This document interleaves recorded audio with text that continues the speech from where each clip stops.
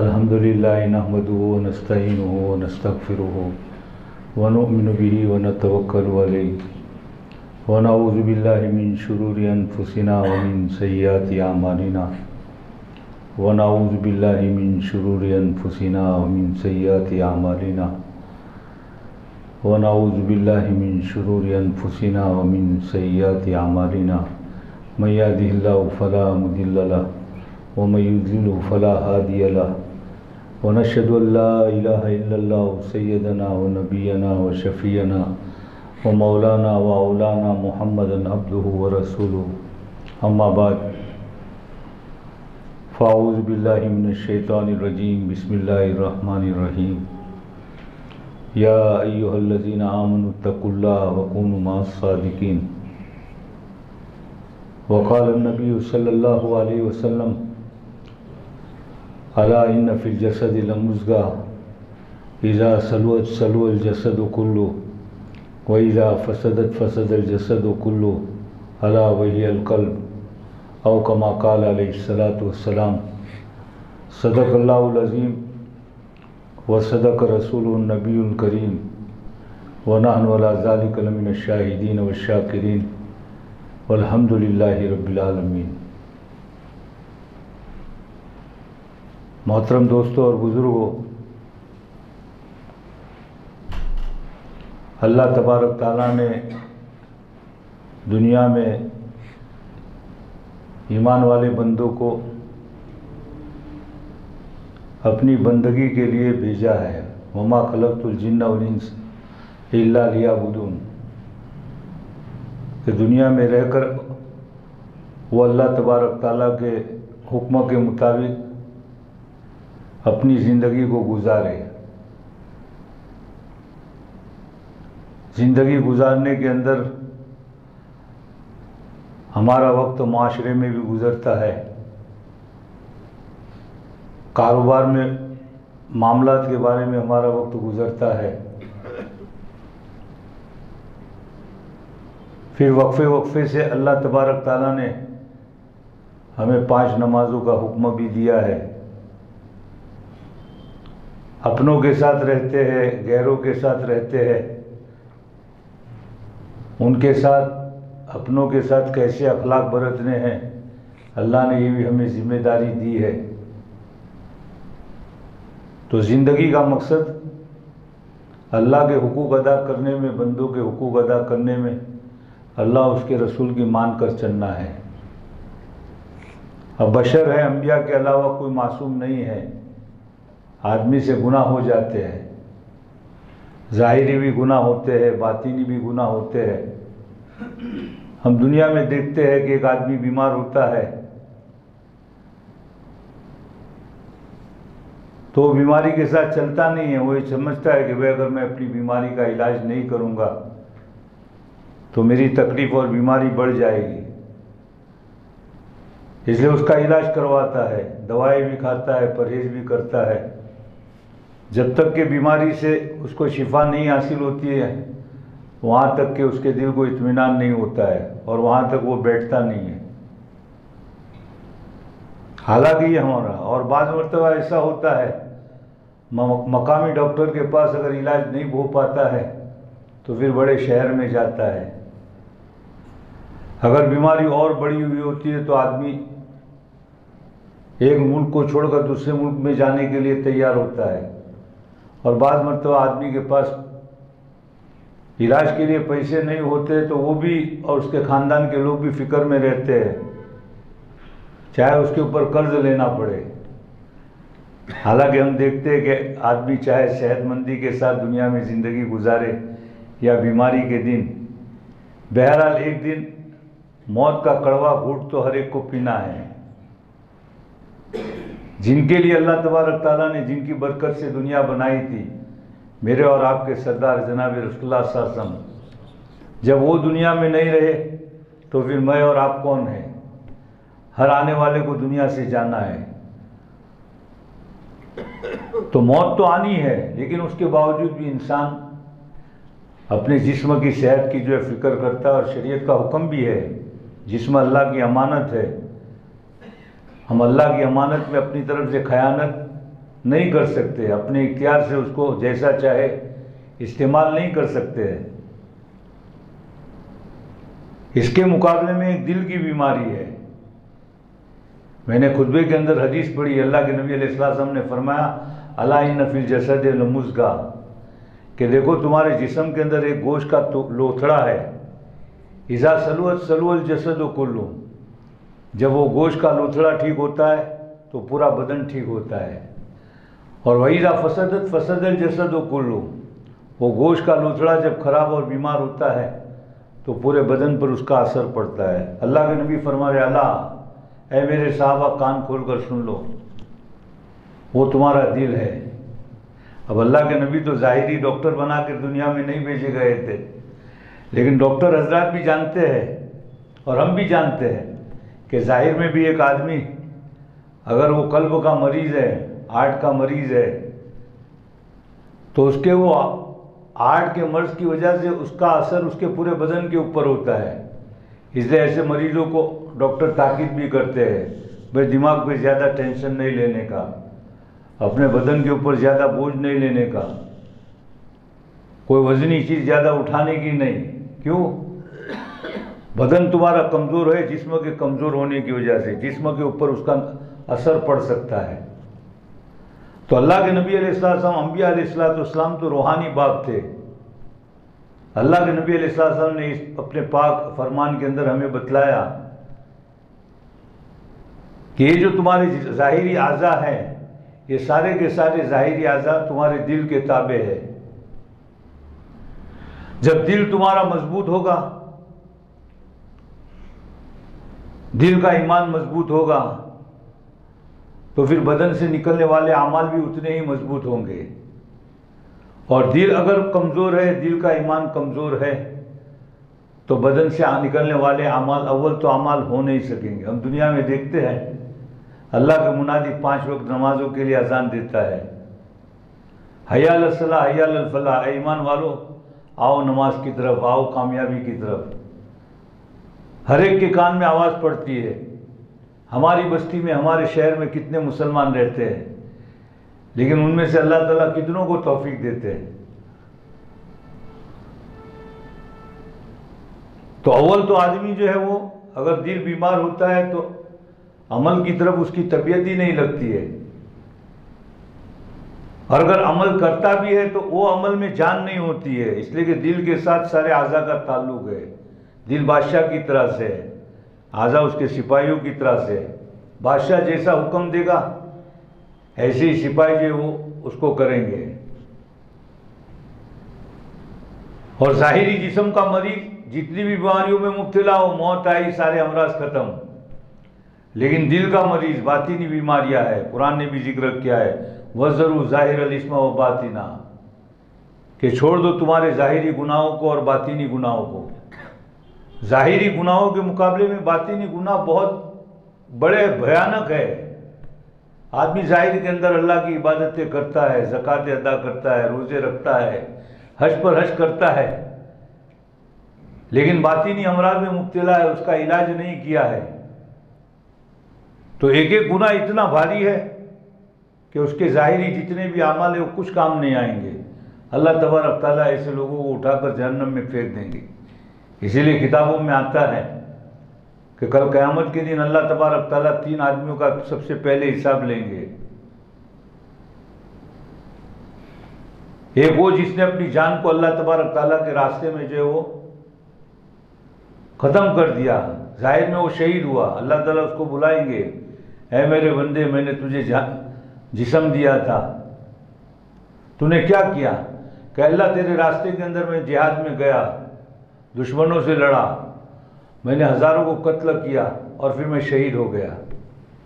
عمل بہت بڑا ہے، کتنا بڑا ہے کہ اللہ کے نبی اتنے پیارے ہیں، جنت میں آپ سے بڑھ کر کسی کا درجہ نہیں، لیکن شہادت کے بارے میں آپ یہ فرماتے ہیں کہ میں اللہ کے راستے میں شہید کیا جاؤ، پھر زندہ کیا جاؤ، پھر شہید کیا جاؤ، پھر زندہ کیا جاؤ، پھر شہید کیا جاؤ، پھر زندہ کیا جاؤ۔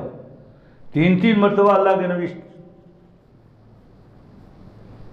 آپ جو اپنا یہ جذبہ ظاہر کر رہے ہیں، کتنا بڑا جہاد کی فضیلت ہے۔ لیکن چونکہ وہ آدمی باطن کا مریض تھا، نیت کا تعلق انسان کے دل سے ہے، تو اس کے دل کا تزکیہ نہیں ہوا تھا، نیت میں کھوٹ تھی، عمل اتنا بڑا ہے، اللہ کے راستے میں جان بھی دے دی، اللہ تعالیٰ کہیں گے تیری نیت میں بگاڑ تھا، تیرے دل کا تزکیہ نہیں ہوا تھا، تو نے میرے راستے کے اندر جہاد کیا، سب کچھ کیا، لیکن تو یہ چاہ رہا تھا کہ لوگ مجھے بہادر کہے، جا دنیا میں تجھے بہادر کہا جا چکا، اب میرے پاس تیرا کوئی بدلہ نہیں ہے، فرشتوں کو حکم دیں گے اوندے منہ اٹھا کر اس کو جہنم میں ڈال دو۔ حدیث قرآن میں اللہ نے ذکر کیا ہے، تو ابراہیم علیہ السلام نے دعا مانگی اللہ کے نبی علیہ السلام کے لیے کہ اللہ کے نبی ایک امت جو تو بھیجے گا، پیدا کرے گا، اس امت کے اندر ایک نبی کو بھیجنا۔ جگہ جگہ قرآن میں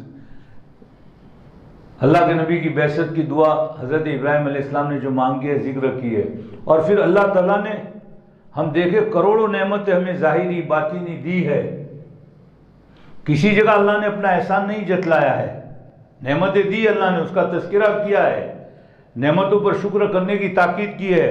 وَإِسْتَأْذَنَ رَبُّكُمْ لَئِن شَكَرْتُمْ لَأَزِيدَنَّكُمْ وَلَئِن كَفَرْتُمْ إِنَّ عَذَابِي لَشَدِيدٌ۔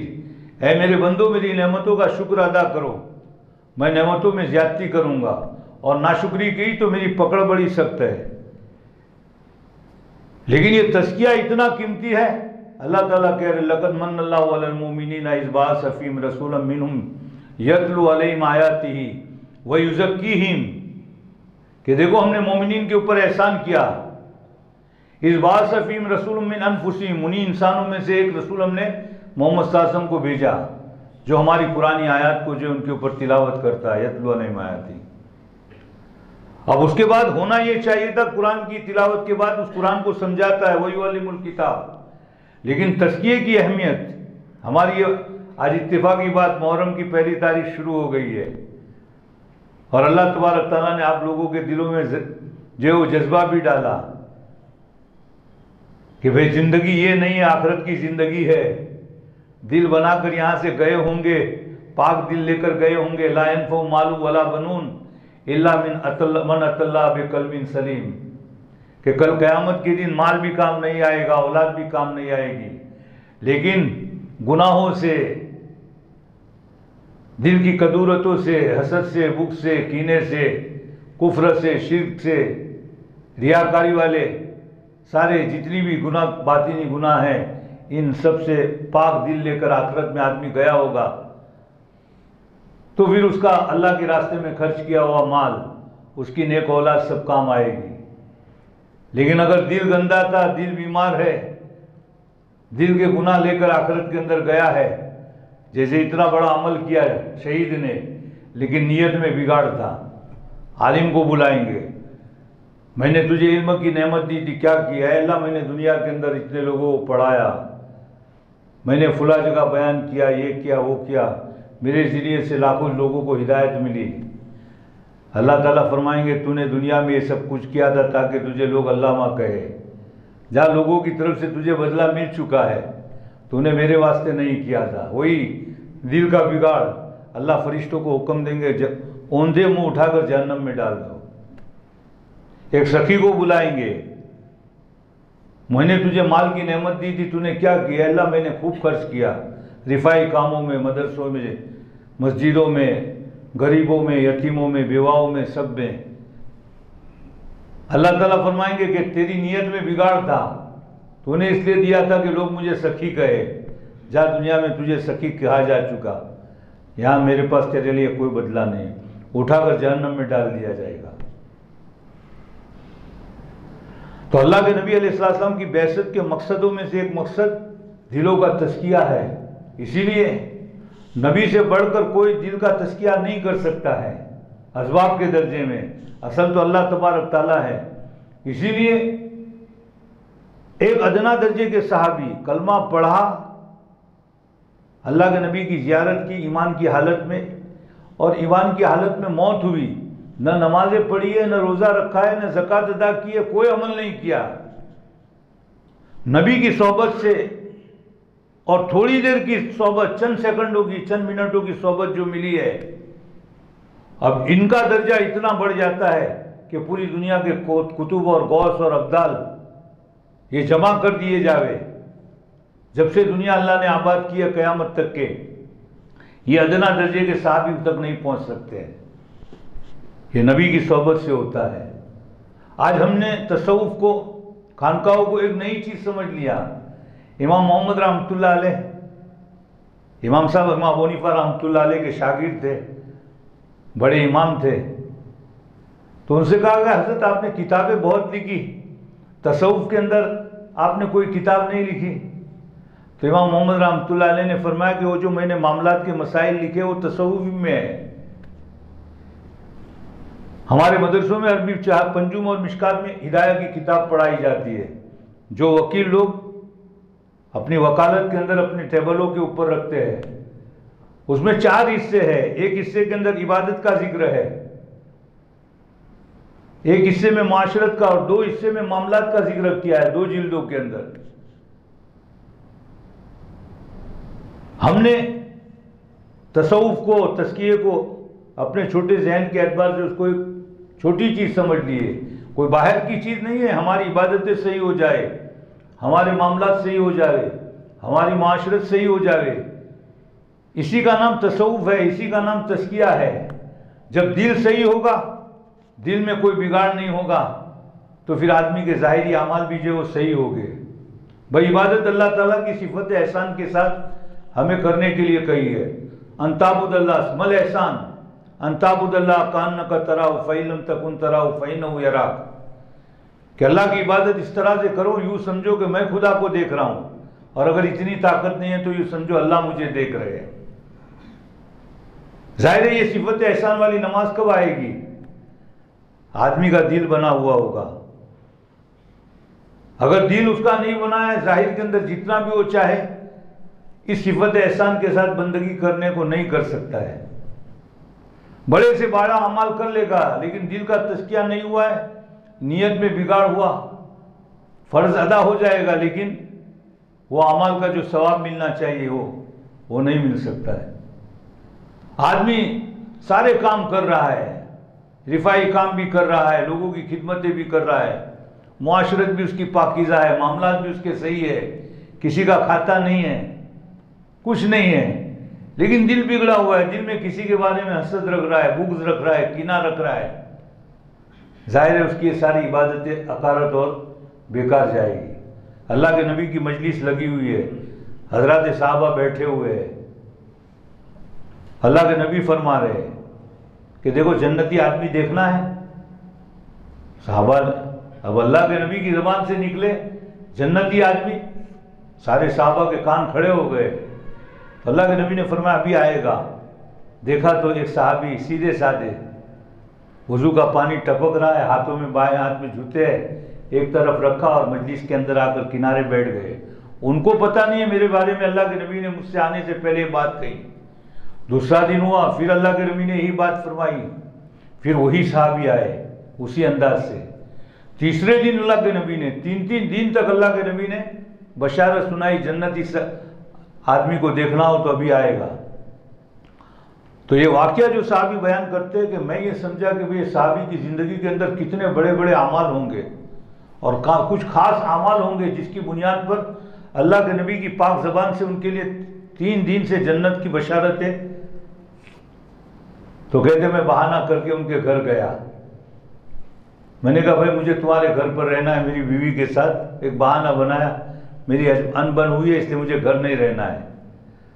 تو مہمان کا اکرام حدیث کے آتا ہے، من کان یؤمن باللہ فلیکرم ضیفہ، جو اللہ پر ایمان رکھتا ہے وہ اپنے مہمان کا اکرام کرے۔ انہوں نے رکھا، اور صحابہ کی زندگیوں میں تکلف نہیں تھا، جو حاضر ہوتا تھا اس کو پیش کرتے تھے۔ اب یہ صحابی مہمان بن کر گئے تھے، وہ دیکھ رہے ہیں ان کے دن کے رات کے اعمال کو، تو دیکھا تو ظاہر میں کچھ عمل نظر نہیں آ رہا ہے، بلکہ رات کو تہجد میں بھی نہیں اٹھے ہیں۔ اب ان کو تعجب ہو رہا ہے کہ زندگی میں تو کوئی ایسے عمل نظر نہیں آ رہے کہ جس کی بنیاد پر اتنی بڑی بشارت کے وہ مستحق ہو۔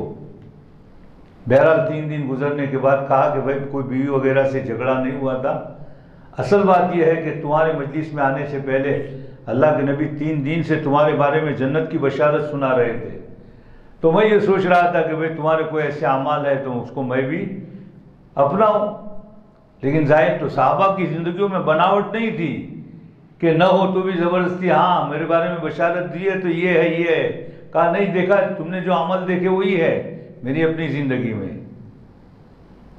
تو وہ صحابی کہتے میں جانے لگا تو مجھے بلایا اور بلانے کہا کہ ہاں میری زندگی کے اندر ایک چیز ہے کہ میں جب بستر کے اوپر سوتا ہوں تو سوتے وقت اللہ تعالیٰ کے سامنے دعا کرتا ہوں، اے اللہ میں اپنے بستر پر اس حالت میں سوتا ہوں کہ میرے دل میں کسی ایمان والے کے بارے میں کینہ نہ رہے، میں ایمان والوں کے بارے میں اپنے دل کو صاف رکھ کر سوتا ہوں۔ تو وہ صحابی کہنے لگے کہ ہاں تمہارا یہ جو عمل ہے اس بنیاد پر اللہ کے نبی علیہ السلام بشارت سنا رہے ہیں۔ تو حسد، بغض، کینہ یہ دل کا روگ ہے۔ اب اگر آدمی کے دل میں خوب عبادتیں کر رہا ہے، خوب نیکیاں کر رہا ہے، تو ایسے حدیث میں آتا ہے کہ حسد نیکیوں کو اس طرح سے کھا جاتی ہے جیسے سوکھی لکڑی کو آگ کھا جاتی ہے۔ اسی لیے انسان ہے، بشر ہے، آپس میں معاشرے میں رہنے کی وجہ سے جیسے برتن ایک ساتھ رہتے تو ٹکراتے ہیں، ٹکرا ہوتا ہے، ایک دوسرے سے دل ٹوٹتا ہے، لیکن کل قیامت کے دن جب اللہ تعالیٰ فیصلہ کر دیں گے حساب کتاب لینے کے بعد، جب جنتیوں کو جنت میں پہنچانا ہوگا تو جنت تو بالکل پاک جگہ ہے، تو اللہ تعالیٰ یہ چاہیں گے کہ دنیا کے اندر بندوں کے دلوں میں جو کدورتیں تھی، انسان ہونے کے ناطے سے ایک دوسرے کے ساتھ جو حسد کینہ تھا، جنت کے باہر ایک نہر رکھی ہوگی، وَنَزَعْنَا مَا فِي صُدُورِهِم مِّن غِلٍّ، وہ نہر میں اللہ تعالیٰ غوطہ دے کر ہمارے دلوں کو پاک کر دیں گے، تاکہ پھر جب جنت میں جاوے تو وہاں پر ایک دوسرے سے محبت سے ملیں گے، ایک دوسرے کو سلام کے علاوہ اور کچھ نہیں، آپس میں سلام، فرشتوں کی طرف سے سلام، اللہ کی طرف سے سلامتی آئے گی، یہ ساری چیزیں۔ تو اس سے معلوم ہوتا ہے کہ، اور ہم ایسے بھی دیکھیں، یہ جو دل ہے، روح کی جگہ دل ہے، اور روح کو بنانا جسم کے مقابلے میں اصل ہے۔ ظاہری جسمانی اعمال کے مقابلے میں باطنی اعمال وہ بڑے ہوئے ہیں، ظاہری گناہوں کے مقابلے میں باطنی گناہ یہ بڑے خطرے والے ہیں،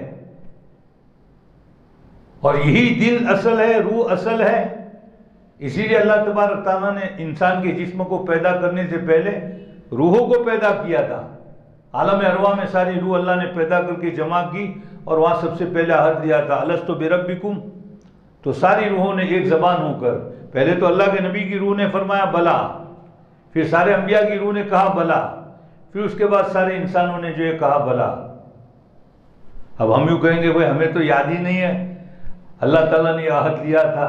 حضرت علی فرماتے مجھے یاد ہے، چونکہ ان کی روح کا وہ درجے کا پاور تھا، وہ کہتے مجھے یاد ہے میرے سامنے کس کی روح تھی، اور قرآن نے اس کی دلیل ذکر کی ہے کہ ہم نے تمہاری روحوں سے عہد لیا تھا۔ دیکھو دنیا کے اندر اللہ فرماتے کہ میرے علاوہ باطل معبودوں کو دنیا میں پوجنے والے بہت سارے ہیں۔ اب یہی لوگ جب کشتیوں میں سوار ہوتے ہیں تو وہی اپنی موم بتی جلاتے ہیں، ڈنڈوت کرتے ہیں بتوں کو اور ان کو پکارتے رہتے ہیں۔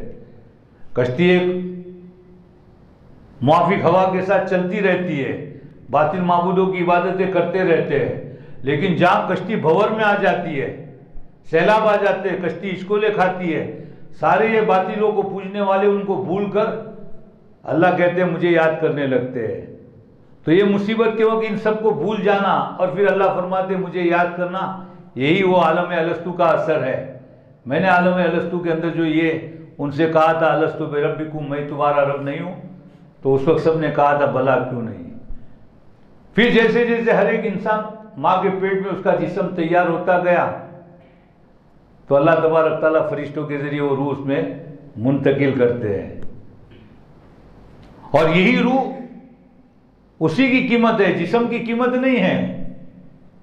ایک آدمی انجینئرنگ کا ہنر سیکھا ہوا ہے، جب تک بدن میں روح موجود ہے وہاں تک اس کو انجینئر صاحب کہیں گے، ڈاکٹر صاحب کہیں گے، مفتی صاحب کہیں گے، قاضی صاحب کہیں گے، یہ کہیں گے، اور بدن سے روح نکلی تو بھائی فلاں جنازہ رکھا ہوا ہے، اب ڈاکٹر نام نہیں، انجینئر نام نہیں۔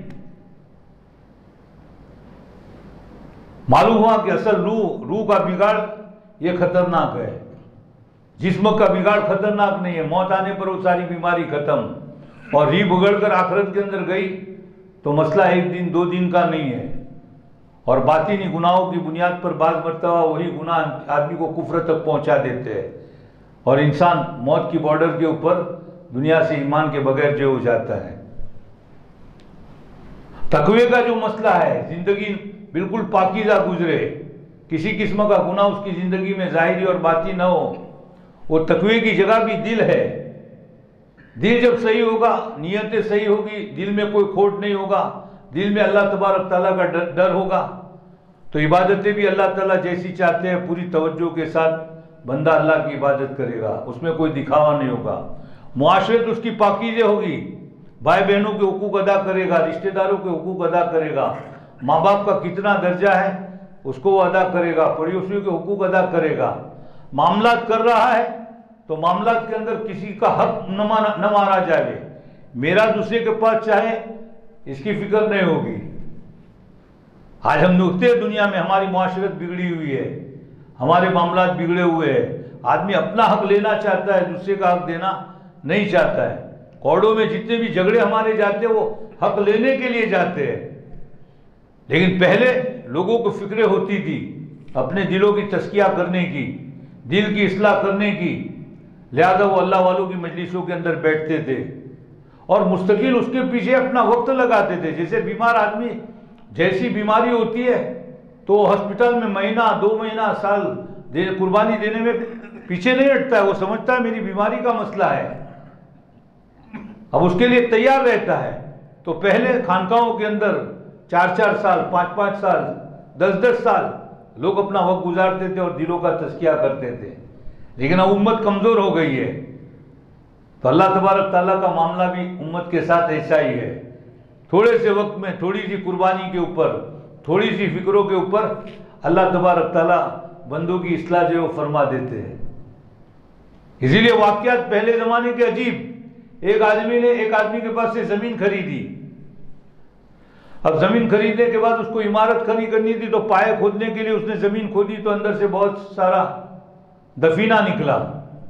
اب یہ دفینہ لے کر جس سے زمین خریدی اس کے پاس گیا، بھائی میں نے زمین تم سے خریدی، کھودا تو اس میں سے دفینہ نکلا، میں نے دفینہ نہیں خریدا، لو تمہارا دفینہ. اور وہ کہہ رہا ہے بھائی میں نے زمین جب تم کو دے دی تو زمین کے نیچے کیا ہے کیا نہیں مجھے نہیں دیکھنا ہے، جب وہ زمین میں نے تمہیں دے دی تو اس میں جو دفینہ ہے وہ بھی تمہارا. دونوں جھگڑ رہے کس کے لیے؟ دینے کے لیے جھگڑ رہے ہیں. یہ دل کا تزکیہ تھا اس کی بنیاد کے اوپر. اب قاضی کے پاس گئے تو اللہ تبارک تعالیٰ جب ایسے مدعی اور مدعا علیہ آتے ہیں تو قاضی کو بھی اللہ ایسا ہی سجاتے ہیں. اللہ تعالیٰ نے اس کے دل میں ڈالا کہ بھائی جیسے کہ واقعہ بڑا عجیب ہے، یا تو دینے کا مسئلہ ہے لینے کا ہے نہیں. تو پوچھا بھائی تم میں سے کسی کی بچی یا بچہ ہے؟ تو اتفاقی بات ایک نے کہا میرا بچہ ہے، عمر اتنی ہے، ایک نے کہا میری بچی ہے اس کی عمر اتنی ہے. کہا ایک کام کرو دونوں کا رشتہ کر دو اور یہ دفینہ ان کو دے دو.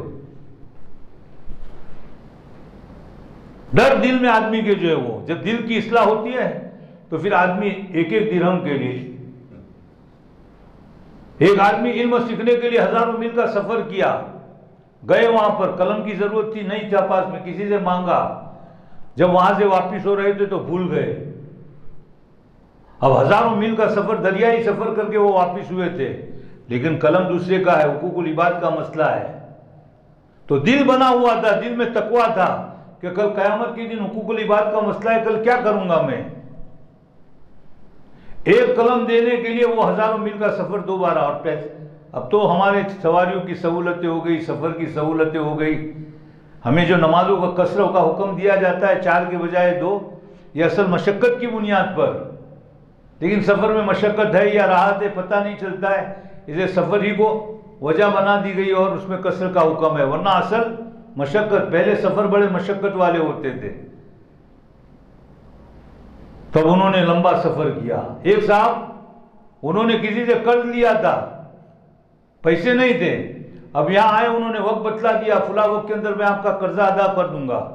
اب درمیان میں دریا پڑ رہا تھا، وقت آ چکا، دل بنا ہوا ہے، دل میں فکر ہے، بندے کا حق ہے، دریا میں سیلاب ہے جاوے کیسے.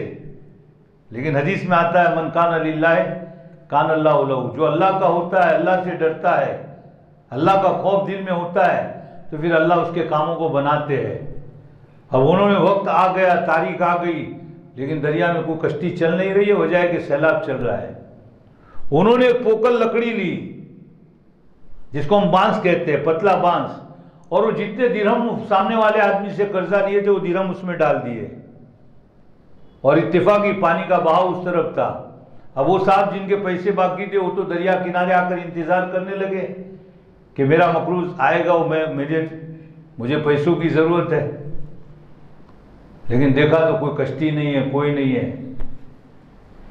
اب اچانک یہ لکڑی تیرتی ہوئی وہاں آئی، انہوں نے وہ لکڑی ایسے ہی اٹھا لی، لیکن یہ سب اللہ سجاتا ہے۔ اب انہوں نے جب وہ لکڑی دیکھی، پوکل ہے، اندر ان کو چمکتے ہوئے درہم دکھے، تو اندر آدمی کی چٹھی بھی رکھی ہوئی تھی، بھائی تمہارا یہ قرضہ تھا میرے ذمہ، وہ وقت آیا، کوئی کشتی نہیں تھی، دریا میں طغیانی تھی، میں نے اللہ بھروسے یہ لکڑی کے اندر تمہارے درہم رکھے ہیں، وہ سب کچھ اس کے اندر لکھا ہوا تھا۔ تو جب دل کا تزکیہ ہوتا ہے، آدمی کو فکر ہوتی ہے، دل بنا ہوا ہوتا ہے، تو پھر حقوق اللہ کا مسئلہ، حقوق العباد کا مسئلہ ہوا۔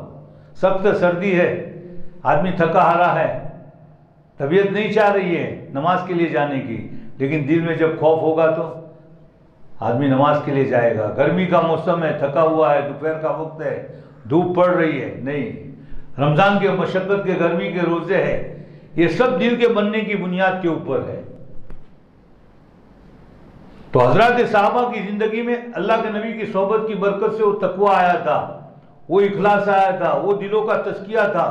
اس لیے اخلاص کا کیا عالم تھا، ایک ایک عمل جب کرتے تھے اللہ کے نبی نے ہمیں بتلا دیا کہ دیکھو میرے صحابہ، اگر وہ کھجور کی گٹھلی اللہ کی راہ میں خرچ کرے اور تم احد پہاڑ کے برابر سونا خرچ کرو، آپ اپنی امت سے کہہ رہے ہیں، تو میرے صحابہ نے جو کھجور کی گٹھلی خرچ کی ہے اس کے برابر تم نہیں پہنچ سکتے ہو۔ کیوں؟ ان کے پاس جو اخلاص ہے وہ تمہارے پاس نہیں ہے۔ تو اخلاص کا تعلق کس سے ہے؟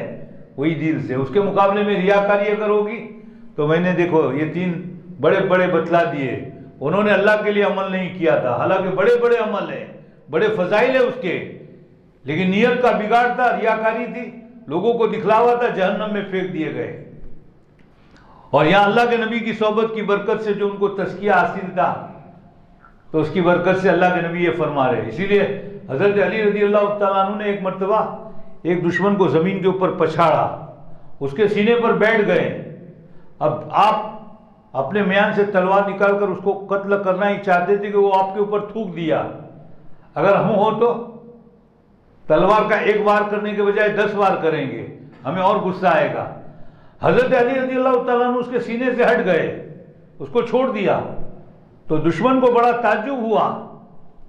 دشمن نے کہا کہ بھئی تم تو میرے سینے پر چڑھ گئے تھے اور میں تمہارا دشمن ہوں، اور میں تمہارے سامنے جب میں نے یہ بدتمیزی کی تو تمہیں تو مجھے اور زیادہ قتل کرنا چاہیے، اس کے بجائے تم ہٹ گئے۔ تو دل بنا ہوا تھا۔ حضرت علی نے فرمایا بھئی پہلے میں جو تجھے قتل کر رہا تھا وہ اللہ کے لیے تھا، اور اب جو تم اس پر تھوکا ہے تو میرے نفس کا دخل آ گیا، غصہ میرے اوپر تھوکنے کی وجہ سے، اب میں تجھے اگر قتل کرتا ہوں تو میں اللہ کے لیے نہیں کر رہا ہوں، اپنے لیے کر رہا ہوں، میرا سارا عمل بگڑ جائے گا۔ ہم اندازہ لگاوے دوستو کتنی ضرورت ہے اس کی۔ ہمارے بستی کے ساتھیوں کے، علماء کے ساتھیوں کے دلوں میں یہ خیال آیا کہ بھئی ہمیں بھی اپنا کچھ زندگی میں سے کوئی وقت ایسا گزارنا چاہیے کہ بھئی ہم کوئی اللہ کے نیک بندے کی صحبت کے اندر رہے۔ اور اللہ تبارک تعالیٰ نے دنیا میں نبی نہیں رہے، لیکن اللہ تبارک تعالیٰ نے اللہ کے نائبین دنیا کے اندر موجود ہے۔ قرآن نے صاف کہہ دیا، قرآن قیامت تک کی ہدایت کے لیے، یا ایھا الذین آمنوا اتقوا اللہ، اے ایمان والو اللہ تعالیٰ سے ڈرو۔ اور یہ ڈرنے کے اندر ساری چیزیں آ گئی۔ آدمی کے دل میں تقویٰ ہوگا، حسد نہیں کرے گا، بغض نہیں رکھے گا، عداوت نہیں رکھے گا، کینہ نہیں رکھے گا۔ دل میں اللہ تبارک تعالیٰ کا خوف ہوگا، وہ بندوں کے بھی حقوق ادا کرے گا، اللہ کے بھی حقوق ادا کرے گا۔ آدمی کے دل کی زندگی میں تقویٰ ہوگا، قناعت والی زندگی ہوگی، حلال روزی کو چاہے گا، حرام روزی سے جو بچے گا۔ تو اب تقویٰ کیسے حاصل ہو؟ اللہ نے فرمایا وَكُونُوا مَعَ الصَّادِقِينَ، تو قرآن جب قیامت تک کے لیے ہدایت ہے تو اللہ کے یہ سچے بندے بھی ہر زمانے کے اندر ملیں گے. اس لیے ہمارے لیے ایک موقع اللہ تبارک تعالیٰ نے دیا ہے. دیکھو دل کے اوپر ہم نے ارادہ کیا, اللہ تبارک تعالیٰ نے ہمارے لیے کتنی خوبصورت مسجد بنا دی کہ ایسے بھی آدمی کو آ کر بیٹھ کر اللہ کا ذکر کرنے میں جو ہے مزہ آئے. اور پھر اللہ تبارک تعالیٰ نے ہمارے دل میں نیکی کا جذبہ دل کے اندر آنا, یہ اللہ کی طرف سے ہے, یہ فرشتہ الہام کرتا ہے. اور حدیث میں آتا ہے جب یہ الہام ہوئے تو فوراً اس کے اوپر عمل کر لینا چاہیے. جب بھی کوئی نیکی کا جذبہ دل میں آوے آدمی اس کو اندر پشو پیش نہ کرے, پھر ورنہ شیطان جو وہ ہمارے دل سے وہ نیکی کا ارادہ جو ختم کر دیتا ہے. اس لیے ساتھیوں نے مشورہ کیا ہے کہ بدھ کے دن ہمارا ہر ہفتے کے اندر جو ہے وہ یہاں ساتھی مغرب کے وقت سے عشاء کے وقت سے لے کر صبح چاش کے وقت تک یہاں مجلس ہوگی. اس مجلس کے اندر تعلیم بھی ہوگی, بیان بھی ہوگا. ہم اس کے اندر اللہ کے نبی آپ کی سیرت پڑھنے سنیں گے, صحابہ ان کی زندگیاں کیسی تھی, انہوں نے اپنی زندگیوں میں کیسے نیک اعمال کیے تھے, ان کے اعمال میں کیسے وزن پیدا ہوا تھا, لوگوں کے بارے میں ان کے کیا حالتیں تھی, اپنے بارے میں ان کے اخلاق کیسے تھے. یہ ساری چیزیں ہم اپنے کانوں سے سنیں گے. ایمان والا آدمی ہے, جیسے سورج اتنی توج روشنی رکھتا ہے لیکن اس کے اوپر بھی بادل آتے تو اس کی روشنی مدھم پڑ جاتی ہے, اور بعض مرتبہ تو روشنی نظر بھی نہیں آتی ہے. تو ایمان والا ہے, وہ بازاروں میں بھی جاتا ہے, اپنے گھروں پر بھی رہتا ہے, تو وہ ماحول کے اس کے بادلوں کا اثر ہمارے دلوں پر پڑتا ہے, تو پھر وہ ایمان ہمارا مدھم پڑ جاتا ہے. لیکن جب ایسی مبارک مجلس کے اندر ہم بیٹھیں گے ہمارے ایمان کو تازگی ملے گی. حضرت الیاس رحمۃ اللہ علیہ, اللہ تعالیٰ نے جن سے یہ دعوت کا مبارک کام لیا, دبلے پتلے تھے, حضرت بیان بھی نہیں کر سکتے تھے, اتنے سادے. اب ان کی رات دن کی فکریں کیا تھی, وہ ہماری طرح سے کاروبار میں لگے ہوئے نہیں تھے, اجتماعات میں, لوگوں کی فکروں میں. تو بھی میوات کے اندر جب میواتی لوگوں کے درمیان چلتے پھرتے تھے دعوت کے کام سے, تو بھی ان کے دل کے اوپر اس کا, وہ لوگوں کے ساتھ رہنے کی وجہ سے اس کا اثر پڑتا تھا. تو حضرت اپنے دل کی اصلاح کے لیے ان کے شیخ حضرت مولانا قادر صاحب رائے پوری رحمۃ اللہ علیہ ان کے پاس جاتے تھے اور 3 دن کا اعتکاف کرتے تھے,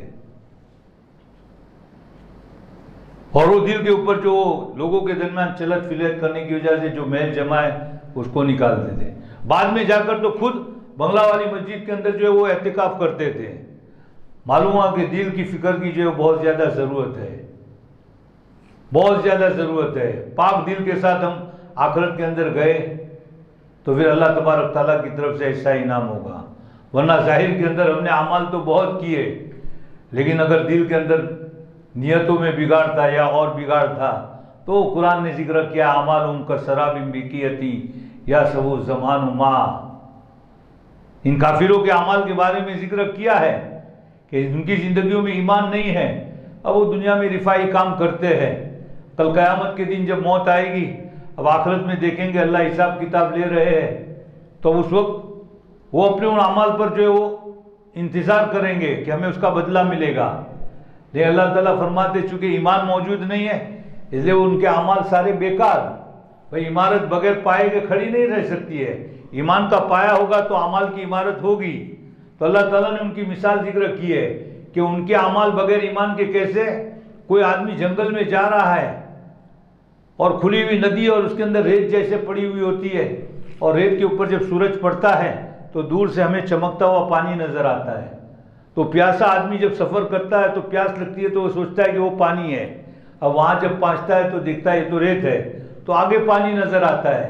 وہاں سے چلتا ہے, وہاں جاتا ہے تو پانی نہیں ہے, ریت ہے, اور اسی حالت میں اس کی موت آ جاتی ہے اور اس کی پیاس بجھتی نہیں ہے. تو ان کا اعمال بھی بغیر ایمان کے آخرت کے اندر وہ چمکتے ہوئی ریت کی طرح سے ہوگا. وہ جیسے اس کو پانی کا دھوکہ ہو رہا ہے تو بغیر ایمان کے ان کو بھی اپنے اعمال کا نجات کا دھوکہ ہوگا. ہم بھی اگر دنیا کے اندر نیک اعمال تو بہت کیے ہیں, لیکن دلوں کا اگر تزکیہ نہیں ہوا ہے, اللہ والوں کی صحبت اگر ہم نے حاصل نہیں کی ہے اور اپنی بیماریوں کا علاج نہیں کیا ہے. دنیا میں ہم بیمار ہوتے ہیں تو ڈاکٹر کے ذریعے سے علاج کرتے ہیں, اس لیے کہ ڈاکٹر جانتا ہے کہ یہ بیماری ہے, اس بیماری کے اندر دوا کون سی کھانی چاہیے, کتنی کھانی چاہیے, کیسا. آدمی اپنے ہاتھ سے علاج کرنا جائے گا تو اسباب کے درجے میں 2 سال پہلے بعد مرنے والا تھا تو 6 مہینے میں ہی مر جائے گا۔ تو ایسے ہی روحانی اور باطنی جو بیماریاں ہیں اس کا علاج بھی جو ہے وہ اس کے لیے روحانی جو ہمارے اللہ تبارک تعالیٰ نے ڈاکٹر رکھے ان کے پاس علاج ہے۔ ہم ان کے سامنے اپنی بات پیش کر سکتے ہیں، بھائی مجھے غصہ آتا ہے، بات کرتا ہے، وہ بتائیں گے اس کا یہ علاج ہے، میری نیت میں کھوٹ ہوتی ہے، میں عمل کرنے جاتا ہوں تو یوں ہوتا ہے بھائی میرے عمل کو کوئی دیکھے، وہ علاج بتلائیں گے۔ مجھے لوگوں کے بارے میں جو وہ عداوت رہتی ہے، یہ میرے دل کے اندر خیانت کا مرض ہے، جو بھی ہم بیماریاں بتلائیں گے۔ اور قرآن نے تو صاف حکم دیا ہے، دیکھو آخرت میں وَذَرُوا ظَاهِرَ الْإِثْمَ وَبَاطِنَهُ، ظاہری اور باطنی گناہ چھوڑ کر جو ہے دنیا سے یہاں پر پہنچنا۔ تم نے اعمال تو کیے ہیں، نیک اولاد بھی چھوڑی ہے، بہت اللہ کی راہ میں خرچہ بھی کیا ہے، لیکن بگڑے ہوئے دل کے ساتھ آئے تو یہ ساری چیزیں جو ہے وہ تمہارے لیے کام آنے والی نہیں ہے۔ اس لیے ضرورت ہے اللہ کے نبی کی بعثت کے مقاصد میں سے مستقل ایک مقصد، تلاوت جیسے قرآن پاک کی آپ کی بعثت کا مقصد تھا، اللہ نے آپ کو دنیا میں اپنی امت کے لیے اس لیے بھیجا ان کے سامنے قرآن کی تلاوت کرے، اس لیے بھیجا ان کو قرآن کی تعلیم دے، قرآن کیا کہہ رہا ہے۔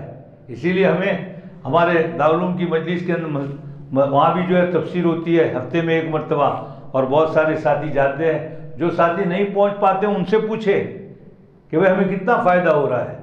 60 سال 70 سال 80 سال ایک ایمان والے کی زندگی گزر رہی ہے، روزانہ وہ قرآن کی تلاوت کرتا ہے، اور رمضان میں تو تلاوت بڑھ جاتی ہے، لیکن اس اللہ کے بندے کو پتہ نہیں کہ اللہ تبارک تعالیٰ قرآن میں کیا کہہ رہے ہیں۔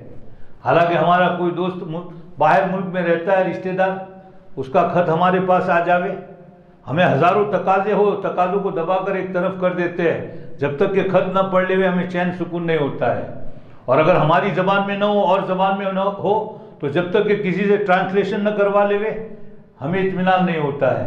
اللہ تبارک تعالیٰ نے کیسی پاکیزہ زندگی گزارنی ہے، اور اس پاکیزہ زندگی کے بجائے میں آخرت کی لامحدود زندگی میں جو اللہ نے انعامات رکھے وہ انعامات حاصل کرنے ہیں، اس کے لیے ایک دستور اور قانون یہ قرآن کی شکل میں ہمیں اللہ نے دیا ہے، لیکن ایمان والے کی زندگی گزر رہی ہے، اس کو پڑھ رہا ہے، اس کو پتہ ہی نہیں چل رہا ہے کہاں وعدے کی آیت آئی ہے، کہاں وعید کی آیت آئی ہے، کہاں جنت کی بشارت ہے، کہاں جہنم کی جو ہے وہ دھمکی دی گئی ہے، کہاں اللہ تبارک تعالیٰ نے حلال اور پاکیزہ روزی کے کمانے کے لیے کہا ہے، کہاں حرام روزی سے بچنے کہا ہے، کہاں سود کے بارے میں ذکر کہا ہے، کہاں نگاہوں کی حفاظت کرنے، ہمیں کچھ پتہ نہیں چل رہا ہے۔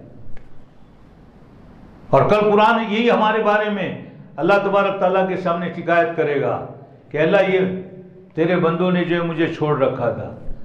تو ہم موقع نکال کر یہ ہفتے میں جو 1 مرتبہ تفسیر ہوتی ہے وہاں بھی جاوے، اور بدھ کے دن سے جو یہاں ہماری ابتدا ہوگی اس کے اندر بھی شریک ہوں گے۔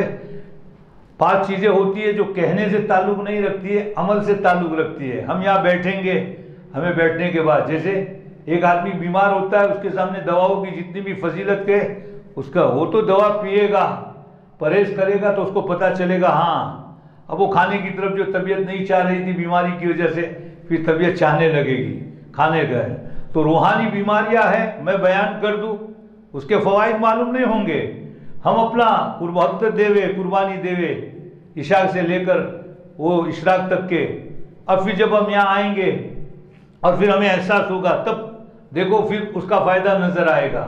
وہ نمازوں کی طرف جو طبیعتیں نہیں لگ رہی تھی طبیعتیں شروع ہو جائے گی، تلاوت کی طرف طبیعت شروع ہو جائے گی، دعاؤں کی طرف طبیعتیں شروع ہو جائے گی، روزی کے پیچھے رات دن پیچھے پڑ رہے ہیں، ہماری زندگیوں میں قناعت آئے گی، لوگوں کے بارے میں دلوں میں حسد بغض کینہ تھا محبتیں ہمارے دلوں کے اندر پیدا ہوگی، دنیا سے بے رغبتی، آخرت کا شوق پیدا ہوگا، معاشرت پاکیزہ ہوگی، معاملات میں صفائی ہوگی، اخلاق کی بلندی ہوگی، اپنوں کا درد نہیں غیروں کا بھی جو درد ہمارے دلوں میں ہوگا۔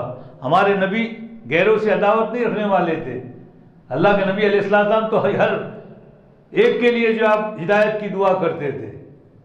حضرت حمزہ ایمان نہیں لائے تھے، ابو جہل نے آپ کو مارا، حضرت حمزہ گھر پر آئے، پتہ چلا، جا کر ابو جہل کو مارا، اور پھر کہا اللہ کے نبی کو آ کر کہ اللہ اے بھتیجے میں نے تیرا بدلہ لے لیا، تو آپ خوش نہیں ہوئے؟ اللہ کے نبی نے فرمایا چچا اس کے مقابلے میں اگر آپ کلمہ پڑھ لو تو میں اس سے خوش ہو جاؤں گا، یہ مجھے زیادہ خوشی ہوگی۔ ابو جہل کی مار کے مقابلے میں. جب بھتیجے کا یہ درد دیکھا حضرت حمزہ نے تو کلمہ پڑھ لیا. تو ہم یہ اس نبی کی امت ہے. ہمیں خالی اپنے لیے نہیں رونا ہے, ہمیں تو پوری امت کے لیے رونا ہے. آپ خالی امت اجابت کلمہ پڑھنے والوں کے لیے آپ نبی نہیں تھے, آپ امت دعوت کے لیے بھی نبی تھے. سب کے لیے آپ نے دعائیں مانگی ہے. تو جب دل بنے گا تو پھر ساری انسانیت کے لیے ہمیں رونا آئے گا. اللہ تبارک تعالیٰ ہمیں کہنے سننے سے زیادہ عمل کی توفیق عطا فرمائے. درود شریف پڑھ لے گئے. سبحانک اللہم و بحمدک و تبارک اسمک و تعالی جدک و لا الہ غیرک. اللہم لک الحمد کلہ و لک الشکر کلہ و لک الخلق کلہ و لک الملک کلہ و الیک یرجع الامر کلہ. اللہم لا نحصی ثناء علیک انت کما اثنیت علی نفسک. اللہم صلی علی سیدنا محمد وعلی آل سیدنا محمد کما صلیت علی سیدنا ابراہیم وعلی آل سیدنا ابراہیم انک حمید مجید. اللہم بارک علی سیدنا محمد وعلی آل سیدنا محمد کما بارکت علی ابراہیم وعلی آل ابراہیم انک حمید مجید. اللہم صلی علی سیدنا محمد صلاۃ تنجینا بہا من جمیع الاحوال والآفات وتقضی لنا بہا جمیع الحاجات وتطہرنا بہا من جمیع السیئات وترفعنا بہا عندک اعلی الدرجات وتبلغنا بہا اقصی الغایات من جمیع الخیرات فی الحیاۃ وبعد الممات انک علی کل شیء قدیر. یا رب صلی وسلم دائما ابدا علی حبیبک خیر الخلق کلہم. اے اللہ ہمارے چھوٹے بڑے گناہوں کو معاف فرما. مولا سری جہری خطاؤں سے درگزر فرما. مولا رات کے اندھیرے میں دن کے اجالے میں جان کر انجان سے جتنے بھی گناہ کیے ہیں ہوئے ہیں اپنے دریائے رحمت سے سب کو معاف فرما دے. مولا گناہ کرتے کرتے زمین بھر گئی. اے اللہ آسمان اور زمین کے درمیان کی فضا بھر گئی. آسمانوں تک ہمارے گناہ پہنچ چکے ہیں. اے اللہ رات دن تیری نعمتوں کو کھاتے رہے, آسمان زمین سے فائدہ اٹھاتے رہے. اے مولا گناہ کر کے اے اللہ گناہوں کے سمندر میں ڈوب چکے ہیں. تو جانتا ہے ڈوبا ہوا خود نہیں نکل سکتا. اے اللہ اپنی رحمت کی چادر ڈال کر تو ہمیں گناہوں کے سمندر سے نکال دے. اے اللہ ہمارے بڑے بڑے جرم ہیں. سب سے بڑا جرم یہ ہے تیرے نبی کا لائے ہوا دین ہمارے اور امت کی زندگیوں سے نکلتا رہا. اے اللہ ہمارے ظاہری اعمال بھی بگڑے, باطنی اعمال بھی بگڑے. اے اللہ دل بیمار ہو چکا ہے, اس لیے ہمارے بدنوں کے اندر نیکی کی سکت نہیں رہی یا نیکیوں میں دم نہیں رہا. ایمان ہمارا کمزور ہو چکا. اسباب کی طرف ہماری نگاہیں چلی گئی. مسبب الاسباب خدا کو بھول چکے ہیں. اے اللہ ہم حالات آنے پر مادیت کی طرف دوڑنے لگے, حالانکہ ہمارے نبی حالات آنے کے اوپر مسجد کا رخ کرتے تھے. اے مولا تیرے نبی کا لائے ہوا دین ہماری اور امت کی زندگیوں سے جاتا رہا. اے اللہ ہم نے سنتوں کے جنازے نکالے ہیں. اے اللہ ایک پیالے کے ٹوٹنے پر تو ہمیں صدمہ ہوا, دنیا کے 2 پیسوں کا نقصان ہوا, پیشانی پر بل آئے, لیکن اتنا بڑا دین ہماری اور امت کی زندگیوں سے نکلتا رہا. اے اللہ ہمیں ذرہ برابر بھی اس کا احساس نہیں ہے.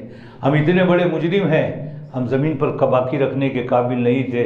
قوم عاد, قوم سمود, قوم شعیب, قوم فرعون, قوم نوح, ان لوگوں کی طرح ہمیں ہلاک اور برباد کر دیا جاتا. لیکن تجھے نبی محبوب ہے, نبی کی وجہ سے نبی کی امت محبوب ہے. تجھے اپنے نبی سے جو محبت ہے اس کا واسطہ دیتے ہیں. اللہ تو ہمارے سارے گناہوں کو معاف فرما دے. صبح کا بھولا شام کو واپس آوے, اسے بھولا نہیں کہتے ہیں. ہم آئے نہیں ہیں مولا, تو نے بلایا ہے. اے اللہ یہ ہاتھ اٹھے نہیں ہیں, تو نے اٹھوایا ہے. آج پوری امت مسلمہ دشمنوں کے نرگے میں ہے. مولا یہ سب ہماری بدعمالیوں کا نتیجہ ہے. تیری بارگاہ میں جیسے ہمارے اعمال جاتے ہیں, آسمانوں سے تیری طرف سے ایسے ہی فیصلے ہوتے ہیں. مولا ہم سے زیادہ احمق کون ہوگا, کانٹوں کے بیج بول کر تجھ سے پھلوں کی امید رکھتے ہیں. اے اللہ ہم تو اس سے بھی زیادہ حالات کے اللہ مستحق تھے, لیکن مولا تیرا کرم ہے. تجھے نبی محبوب ہے, نبی کی وجہ سے نبی کی امت محبوب ہے. تجھے اپنی نبی سے جو محبت ہے اس کا واسطہ دیتے ہیں. اے اللہ ہمارے کمزور ایمان پر رحم فرما. اے اللہ ہماری بدعمالیوں پر رحم فرما. اے اللہ ہماری طبیعتیں چاہے نہ چاہے تو ہمیں نیکی کی اطاعت کی سڑکوں پر ڈال دے. ہماری طبیعتیں چاہے نہ چاہے تو تیرے نبی کی سنتوں پر ہمیں چلا دے. 24 گھنٹوں کی زندگیاں سنت کے مطابق بنا دے. تجھے نبی محبوب ہے, نبی کی ادائے محبوب ہے. محبوب کی محبوب ادائے محبوبوں کو دیا کرتا ہے. وہ کون سے گناہوں کی نحوست ہے جس کی وجہ سے ہم تیرے مقبول ہو چکے ہیں. اے اللہ سنتوں کے بغیر جنت نہیں, تیری رضا نہیں, جنت کے درجات نہیں, دنیا میں چین اور سکون نہیں. اے اللہ تو نے تیرے پیارے نبی کی صحبت کی برکت سے اے اللہ صحابہ کے دلوں کا تزکیہ کیا تھا. ہم ان کے اخلاص تک مولا ہم ان کے دل کی صفائی تک نہیں پہنچ سکتے. اے اللہ اس لیے کہ وہ نبی کے صحبت یافتہ تھے, لیکن آج بھی تو نے تیرے نیک صالح بندوں کو رکھا ہے جن کی صحبت کی برکت سے اے اللہ تو ہماری دنیا بنا سکتا ہے، دین بنا سکتا ہے، ہمارے دلوں کی اصلاح کر سکتا ہے۔ اے اللہ آج محرم کی پہلی تاریخ شروع ہو چکی ہے، قربانیوں والا مہینہ ہے۔ اے اللہ کتنے انبیاء علیہ السلام کے اوپر اے اللہ جو حالات سے تو نے نجات دی تھی، یہی محرم کا مہینہ تھا۔ اے اللہ حضرات صحابہ، اے اللہ حضرت عمر کی شہادت، اے اللہ حضرت عثمان کی شہادت، حضرت حسین کی شہادت، اے اللہ ان صحابہ کی قربانیوں والا یہ مہینہ ہے۔ اے اللہ یہ سارے ساتھی اے اللہ اپنے وقت کی قربانی دے کر دنیا سے اے اللہ تھکے ہارے اے اللہ ایک فکر کو لے کر جمع ہوئے ہیں۔ اس مجلس کا مقصد یہ ہے کہ بدھ کے دن اے اللہ یہ تزکیے کی مجلس رکھنی ہے تاکہ مقصد ہمارا دل بن جاوے۔ اے اللہ ظاہری اور باطنی گناہوں سے ہم بچنے والے بن جاوے۔ ہم جو بیمار ہوئے ہیں اے اللہ اس روحانی ہسپتال سے ہم شفا حاصل کرنے والے بن جاوے تاکہ اس کی وجہ سے ہماری دنیا کی زندگیوں میں بھی برکتیں ہو، اور آخرت کے اعتبار سے اے اللہ تو نے لامحدود اے اللہ جو زندگی رکھی ہے وہ چین اور سکون والی ہو جاوے، جنت اور جنتوں کی نعمتوں سے ہم مالا مال بن جاوے۔ اے اللہ ان فکروں کو لے کر یہاں جمع ہوئے ہیں، اے اللہ اس محنت کو قبول فرما، ہمارے مولوی کفایت اللہ کو اس کے اوپر ہمت عطا فرما، اور ساتھیوں کو ان کے ساتھ جڑنے کی توفیق عطا فرما۔ اے اللہ ہم میں سے ہر ایک اپنے دل کے بنانے کا محتاج ہے۔ اے اللہ تیرے نیک بندے اسباب کے درجے میں فکرے کرنے والے ہیں، تو مسبب الاسباب ہے، سب کے دل تیرے ہاتھ میں ہے۔ یا مصرف القلوب صرف قلوبنا الی طاعتک، یا مقلب القلوب ثبت قلوبنا علی دینک۔ ہمارے مولانا اشرف صاحب اے اللہ ان کی عمر میں برکت عطا فرما، صحت عطا فرما، ان کی فکروں کے اوپر مولا یہ مجلس اے اللہ اس کا وجود رکھا گیا ہے، ان کے لیے آخرت کے اعتبار سے ذخیرہ بنا، اور اے اللہ اس روحانی ہسپتال سے زیادہ مریضوں کو شفا عطا فرما۔ اے اللہ تو اس کا تعدیہ فرما، اے اللہ پوری بستی کے لوگ اے اللہ اس روحانی اے اللہ ہسپتال کے ذریعے سے شفا یاب ہو کر پوری دنیا کے لیے اور دنیا اور آخرت کے اعتبار سے نافع بنے۔ اے اللہ تیرے لیے کوئی مشکل نہیں ہے، اے اللہ مانگنا بہت کچھ ہے، تیرے خزانے بھرے پڑے ہیں، ہم مانگتے مانگتے تھک جائیں گے، تو دیتے ہوئے نہیں تھکے گا۔ مولا لاک ڈاؤن کا زمانہ آیا تھا، ہمارے ذہن و تصور میں نہیں تھا، جیسے کبوتر اے اللہ بیماریاں آتی ہے، مرغیاں بیماریاں آتی ہے اور ایک کے بعد دیگر اے اللہ لینے لگتی ہے۔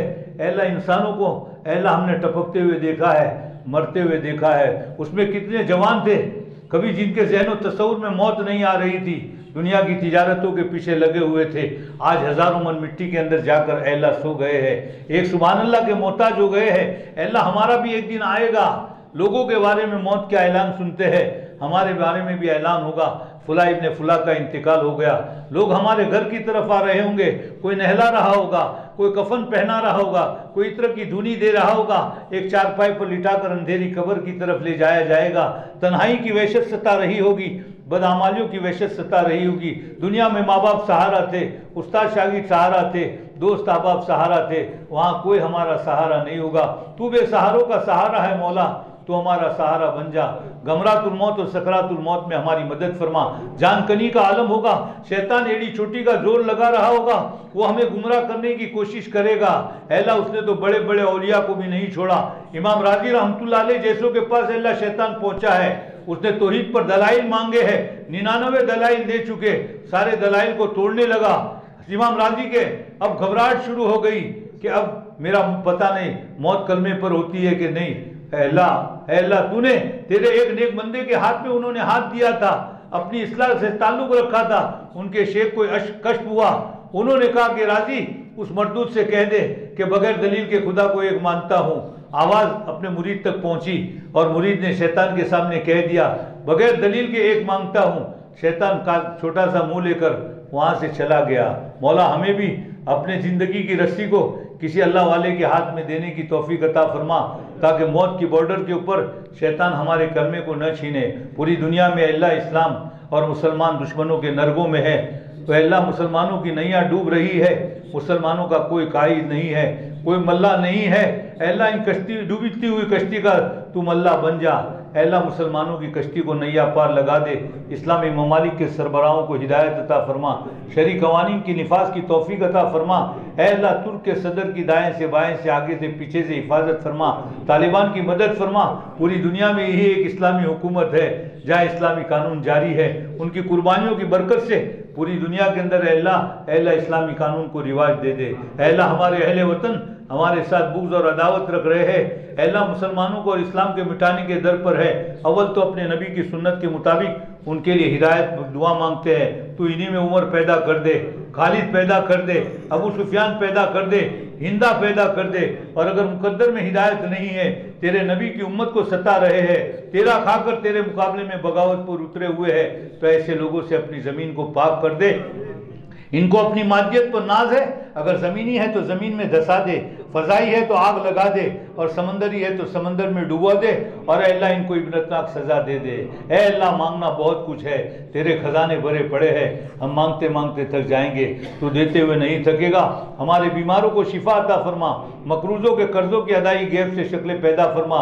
تیرے جن بندوں نے اور بندیوں نے حج کا ارادہ کیا ہے، آئندہ کے لیے اللہ قبول فرما، ہمیں بار بار تیرے اور تیرے نبی کے حرم کی زیارت نصیب فرما۔ اور تیرے بندے اور بندیاں سالہ سال سے مانگ رہے ہیں، اے اللہ پہنچ نہیں پائے ہیں، موت سے پہلے پہلے ہر ایک کو اس کی زیارت نصیب فرما، روزے اقدس کی مقبول حاضری نصیب فرما۔ اے اللہ ہمارا اپنے وقت پر خاتمہ ایمان پر فرما۔ مولا تو نے توبہ کے لیے شرائط رکھے ہیں، لیکن تو شرائط کا بندہ ہوا نہیں ہے۔ ہمارے نبی نے تو فرمایا ہے دنیا والوں کے وہاں کھوٹے سکے نہیں چلتے ہیں، میرے خدا کا دربار وہ دربار ہے جہاں کھوٹے سکے چل جاتے ہیں، رونا نہ آوے تو رونے والوں کی صورت بنا لو۔ اے اللہ یہ تیرے بندے آنکھوں سے رو رہے ہیں، دل سے رو رہے ہیں، کسی ایک کا رونا آنسو تجھے پسند آیا ہو، اس کی برکت سے ہم اہل مجلس کی، ہمارے ماں باپ کی، ہمارے رشتہ داروں کی، دنیا میں جتنے مسلمان موجود ہیں، دنیا سے جتنے قبروں میں جا چکے ہیں، آئندہ آنے والی جتنی بھی نسلیں ہیں، سب کی مغفرت کے فیصلے فرما دے۔ مجلس سے اٹھنے سے پہلے پہلے ہماری اور ہم بستی والوں کی اور پوری دنیا کے مسلمانوں کی مغفرت کے فیصلے فرما دے۔ مولا تیرے وہاں نسبت کی بڑی لاج ہے، موسیٰ علیہ السلام کے مقابلے میں جادوگر تیرے دین کو مٹانے آئے تھے، تیرے نبی کو ذلیل کرنے آئے تھے۔ اے اللہ ظاہر میں تیرے نبی کی شکل بنائی ہوئی تھی، تیری غیرت کو گوارا نہیں ہوا کہ ظاہر میرے نبی کا ہو اور باطن میں کفر ہو، تو نے آنے واحد میں ان کے کفر کو ایمان سے بدل دیا۔ سجدے میں اے اللہ جنت کے مقامات دکھلا دیے، سالہ سال کے مجاہدوں کے بعد ولایت کا مقام ملتا ہے، تو نے گھڑیوں میں دے دیا۔ مولا ہم تو کچھ بھی ہے تیرے ساتھ نسبت ہے، تجھے خدا مانتے ہیں، تیرے پیغمبر سے محبت، قرآن سے محبت، مسجدوں سے محبت، ایمان والوں سے محبت، اور اسی بنیاد پر مارے جا رہے ہیں، کاٹے جا رہے ہیں، جلائے جا رہے ہیں، تجارتوں کو لوٹا جا رہا ہے، عورتوں کے ساتھ عصمت دریا کی جا رہی ہے۔ اے اللہ اس نسبت کی لاج رکھ لے اور مسلمانوں کے حال پر رحم فرما، ہمیں دشمنوں کے نرگوں سے نکال دے۔